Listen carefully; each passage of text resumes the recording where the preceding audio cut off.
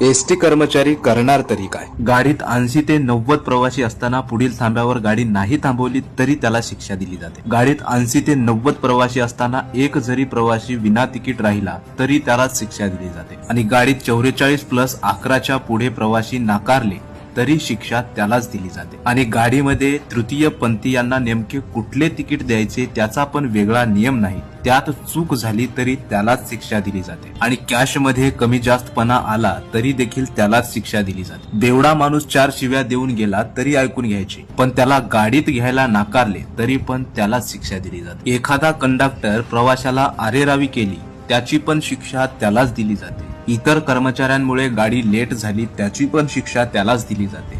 आणि हो, महामंडळाची प्रतिमा जनमानसात मलिन होते फक्त चालक आणि वाहकामुळेच, बरं का। तशी चालू गाडी पेटून प्रवासी मेले तरी महामंडळाची प्रतिमा जनमानसात मलिन होत नाही, परंतु एसटीचा कर्मचारी थोडीफार चूक केली की मात्र एसटीची प्रतिमा जनमानसात मलिन होते। ब्रिटिशांनी 150 वर्ष भारतावर राज्य करून गेले, परंतु त्यांचे नियम मात्र एसटीच्या चालक आणि वाहकांसाठी इथेच ठेवून गेले आहे आणि त्या नियमांची काटेकोरपणे अंमलबजावणी महामंडळात सध्या सुद्धा चालू आहे। ही पोस्ट एका एसटीच्या कर्मचाऱ्यांनी लिहिली। बघा किती जुलमी कायदे एसटी कर्मचाऱ्यांच्या उरावर आहे। या नियमाला थोडंसं शिथिल करा यासाठी एसटी कर्मचारी कित्येक वर्षांपासून म्हणत आहेत। इतर परिवहन खात्यामध्ये प्रवासी जर चुकून तिकीट न घेता प्रवास केला तर त्या कंडक्टरला शिक्षा दिली जात नाही, तर त्या प्रवाशाला शिक्षा दिली जाते। कारण आपण प्रवास करतो म्हणजे आपल्याला आपली जबाबदारी आहे की आपण त्या बसचे तिकीट फाडले पाहिजे, परंतु एसटी महामंडळात तसे नाही। एसटी महामंडळात त्याच्या उलटे आहे। इथे मात्र एसटी कंडक्टरला दोषी धरले जाते। हे कुठेतरी थांबलं पाहिजे। मित्रांनो, आपण एसटी कर्मचारी असाल तर हा व्हिडिओ सर्व एसटी कर्मचाऱ्यांपर्यंत पोहोचवा। धन्यवाद।